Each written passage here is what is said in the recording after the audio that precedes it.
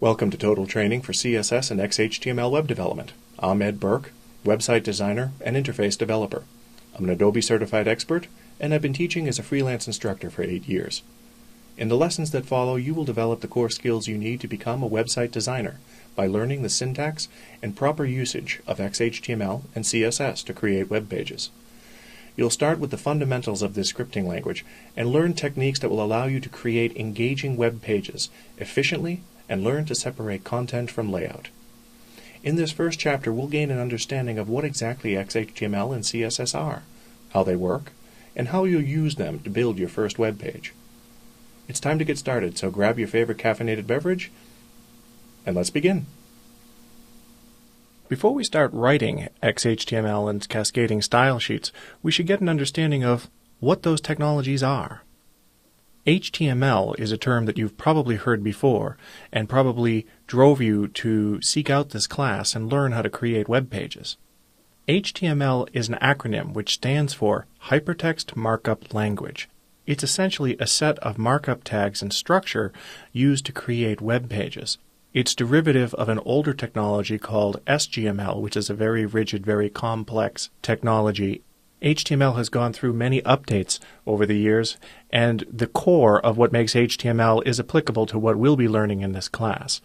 There is a related technology that's worth mentioning called XML, which stands for Extensible Markup Language. This technology is beyond the scope of what we'll cover in this class, but we should mention that it exists. It is a general-purpose markup structure used to describe types of data, essentially used to define your own tags, to define sets of data that you wish to organize. We won't be getting into that in this class. I only wish to mention XML to explain the name XHTML, which stands for Extensible Hypertext Markup Language. This is essentially an updated version of HTML which conforms to the rules of XHTML. That's where the X in XHTML comes from. Of course, just to make things a little bit difficult, when you're getting started with a new technology that might be a little bit scary, it's not like anything you've ever seen before, especially if you're coming from the graphic design world, XHTML has 3 different flavors, essentially: strict, transitional, and frame set. What's the difference between each of these versions? XHTML 1.0 Transitional is the most flexible of the 3 versions of XHTML available to us, and it's the version of XHTML that we will be using in this class.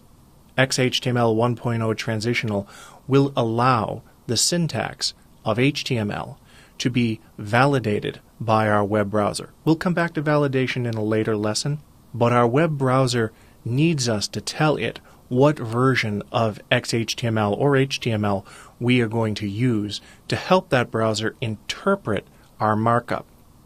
XHTML 1.0 strict does not allow the syntax of HTML to validate as valid code in our web browser.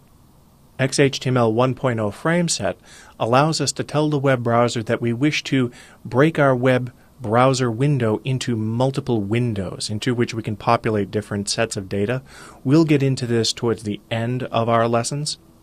The terms HTML and XHTML are often used interchangeably. You might be asking yourself, well, what's the difference between HTML and XHTML to us if we're going to be using the 2 terms interchangeably? Essentially, syntax is what we're primarily concerned with, making sure that our tags, our script, is properly structured. The better we do with structuring our HTML tags, the better our web page will look, the better our web page will work. As time goes by, technology changes, capabilities expand, and scripting has to evolve to leverage new technologies. That's why HTML and its successor, XHTML, and website design in general is a moving target. Our tools will always improve, the capabilities available to us as designers will expand. We as web designers need to develop our skills and a tradition of continuous learning. You might be asking yourself, who determines how HTML and XHTML works? In the 1990s, This was an open argument, and if you had done any website design or visited any web pages during the 1990s, you probably saw many things that didn't work, were inconsistent, worked in one browser but didn't work in another. The nightmare of the late 1990s gave rise to the need for standards, so that competing technologies could compete with each other but still play by the same rulebook. The World Wide Web Consortium is the organization which puts forth recommendations on new standards. You can visit the consortium's website at www.w3.org and learn more about current and pending consortium recommendations.